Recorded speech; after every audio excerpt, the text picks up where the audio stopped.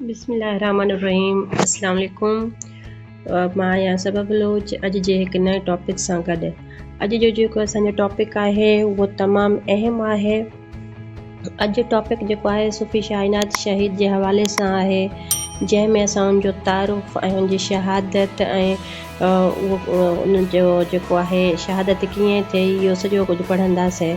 त जंहिंमें जेको आहे मां जेके सवाल MCQ सहेड़िया आहिनि उहे मुख़्तलिफ़ किताबनि मां सहेड़िया आहिनि। हिकु साजिद चांडिया जो बुक आहे सिंधी अदब क्लासिकियत खां जदीदियत ताईं, ऐं ॿियो आहे मुख़्तियार मल्हाह जो बुक जेको आहे सिंधी अदब जी तारीख़ जो मुतालो।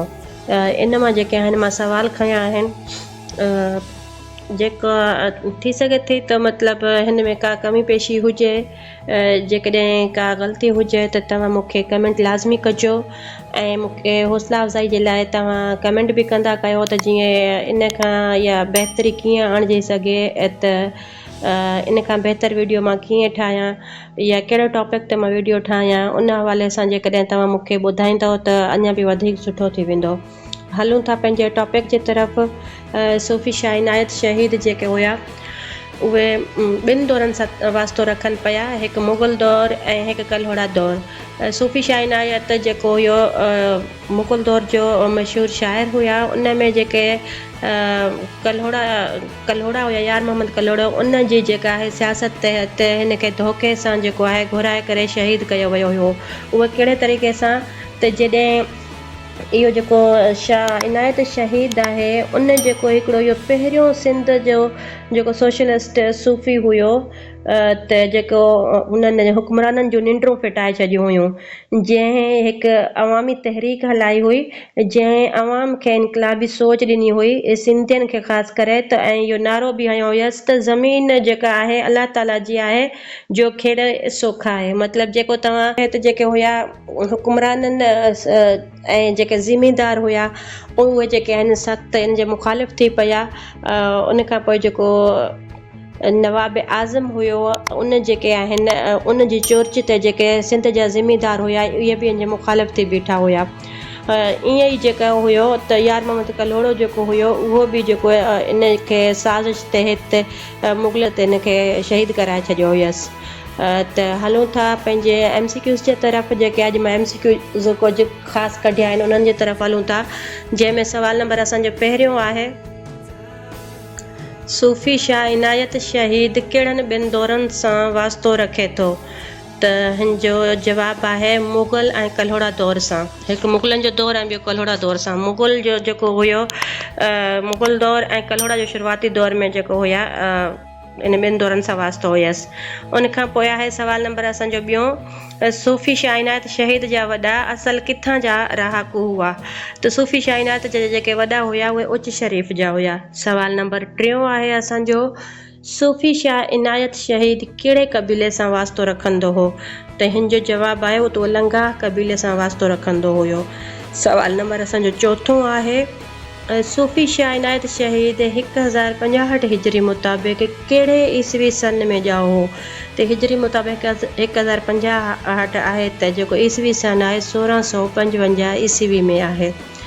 सवाल नंबर असांजो पंजों आहे, सूफ़ी शाह इनायत शहीद जे वालिद जो नालो छा हो? त उनजे वालिद जो नालो मखदूम फज़लुल्लाह हुयो। सवाल नंबर असांजो छहों आहे, सूफ़ी शाह इनायत शहीद खे सूफ़ीअ जो लक़ब कंहिं ॾिनो हुयो?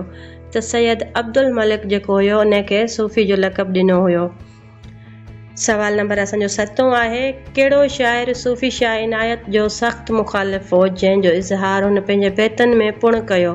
त मेवन शाह इनायत रिज़वी जेको हुयो इन जे सख़्तु मुखालिफ़ हुयो। सवाल नंबर असांजो अठों आहे, कहिड़े बादशाह जी सरबराही में झोक शरीफ़ ते चढ़ाई करे शाह इनायत सां जंग जोटरी वई? त मियां यार मोहम्मद कल्होड़े जे जेको सरबराही में जेको हुयो इन सां जंग कई वई हुई। शाह इनायत खे धोखे सां गिरफ़्तार करे कंहिं वटि आंदो वियो? त हिन जो सही जवाबु आहे गवर्नर आज़म ऐं यार मोहम्मद कल्होड़े जे आॾो। हाणे सूफ़ी शाह इनायत शहीद जो ज़िक्र शाह साहब पंहिंजे कहिड़े सुर में कयो आहे? त सुर राम कली में कयो आहे। शाह जा 3 सुर आहिनि जंहिंमां सुर राम कली में हिन जेको आहे शाह इनायत शहीद जो ज़िक्र कयो आहे। किताब शाह इनायत शहीद सिंध जो सोशलिस्ट सूफ़ी कंहिं सहेड़ियो त इहो जेको आहे हुसैन बादशाह सहेड़ियो। हलूं था असां अॻियां सवाल ते। किताब सूफ़ी शाह इनायत शहीद जो मुसन्निफ़ केरु आहे त सूफ़ी हज़ूर बख़्श जेको आहे हिन जो मुसन्निफ़ आहे। जो खेड़े सो खाए जो नारो कंहिं हयो त सूफ़ी शाह इनायत इहो नारो हयो हुयो, जंहिंजी मथे मां तफ़सील तव्हांखे ॿुधाए चुकी आहियां त इहो नारो छो हयो हुयसि। सूफ़ी शाह इनायत शहीद हुन सिलसिले जा शाइर कंहिंजी PhD आहे त डॉक्टर मोहम्मद अली मांझी जी जेका आहे हिन सिलसिले में जेका आहे PhD थियल आहे। डॉक्टर मांझीअ जे थीसिस जे 14 बाबनि में शाह इनायत जे सिलसिले जे केतिरनि शाइरनि जो ज़िकिर आहे त 129 जेको आहे शाइरनि जो ज़िकिर आहे।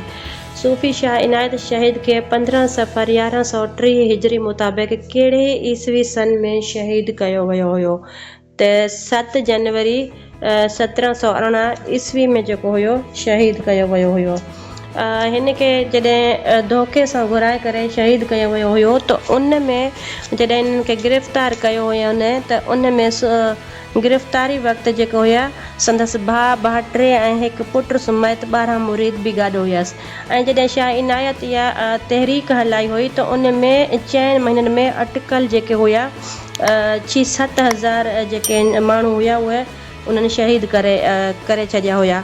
ऐं जिते उन्हनि खे हिकु मतिलबु जिते इज्तमाही तौर ते उन्हनि खे गॾु पूरियो वियो हुयो उन्हनि शहीदनि खे, त उन जॻह खे बि हिकिड़ो नालो ॾिनो वियो हुयो त जंहिंखे गंज शहीद चयो वेंदो हुयो।